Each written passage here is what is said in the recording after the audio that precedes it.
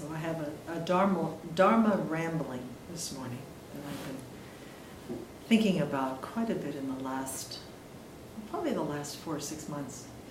And it's about this mental factor called awareness. At least that's what I call it. It's not the awareness that's one of the characteristics of the quality of mind, clarity and awareness, which is, from my understanding, is extremely subtle. But it's the awareness that I think has to do with the mental factor of wisdom, that is that part of our minds that's then able to discern and recognize what's helpful and what's not so helpful. And especially as far as our mental habits go, the way that we engage the world and how we think and how we process stuff. And so I've been looking in the past, well, it's been a past while, but I've been looking at some of my not so helpful mental habits. Trying to figure out, first of all, to kind of get some sense on, where they might have come from. I think some of the stronger, gnarlier ones definitely have come from a previous life. I mean, they're just so old and so ornery and so stuck and so crusty, I guess I would say, that I have to think that they're karmic predispositions that have come from who knows how many lifetimes, that I've been just repeating them over and over again.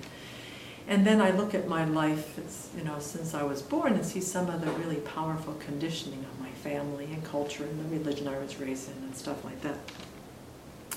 And then I've also been trying to see that these mental habits that haven't been so helpful, how I've used them to sort of negotiate and strategize and manipulate and react my way through life in a very, very sincere, although very diluted effort to try to be happy and not suffer.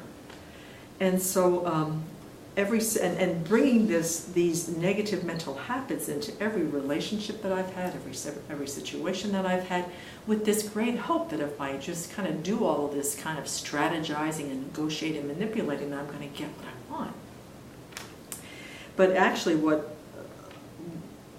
I'm coming to recognize with this awareness is that barely, if ever, have I gotten happiness from these negative mental habits.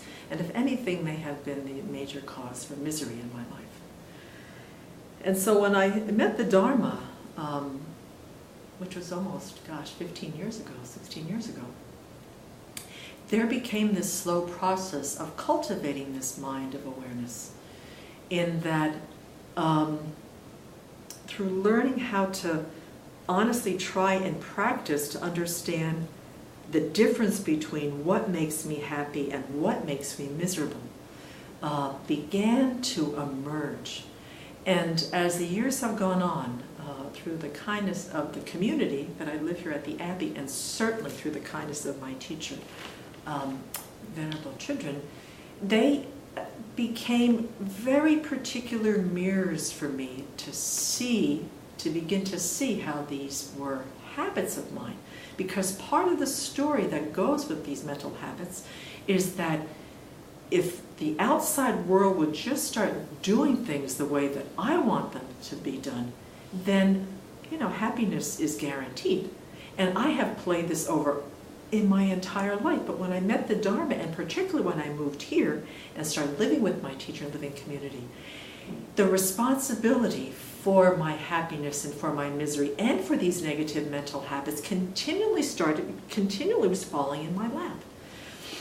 And in the beginning, Venerable, she has been so patient and so kind. First she started off trying to gently point them out to me with a lot of love and with a lot of stroking and reassurance. And then as my practice began to grow and I started to every once in a while drop these hints to her, the community, that I was starting to notice particular habits that I had, like my oversensitivity and my defensiveness, my but kind of thinking and all my explaining and defending, is that she began to start being a little bit more direct, and the mirror started to get a little bit more magnified. There was still kind of a reassurance that, this is, you're not your negative mental habits, Semke, you're not your bad behavior, you're this sentient being who's doing your best to be happy and just has these really confused ways of going about it. And And that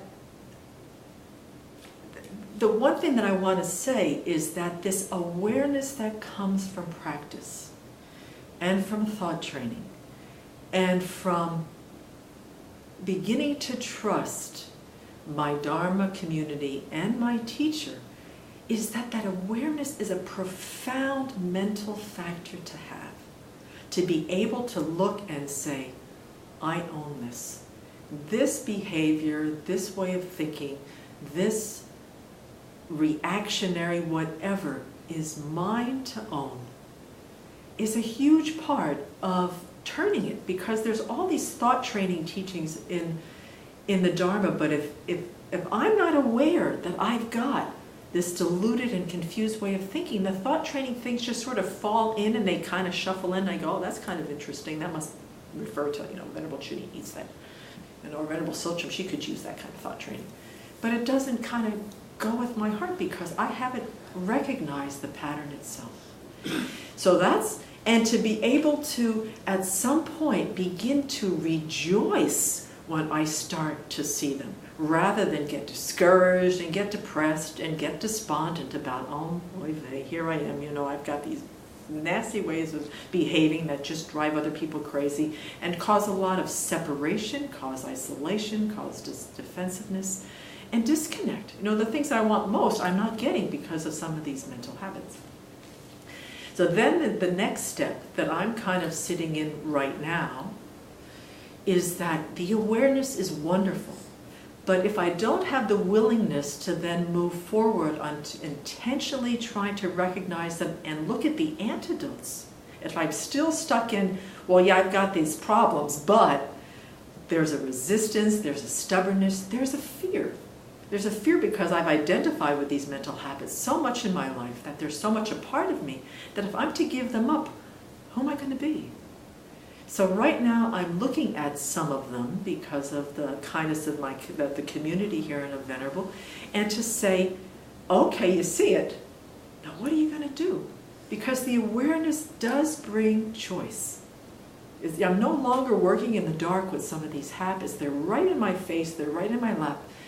And I kind of hedge around, and sometimes it looks like I'm moving in the direction of wanting to antidote it, but in fact I'm just sort of skirting around and playing around. So the awareness needs to have, as a really close friend, a willingness.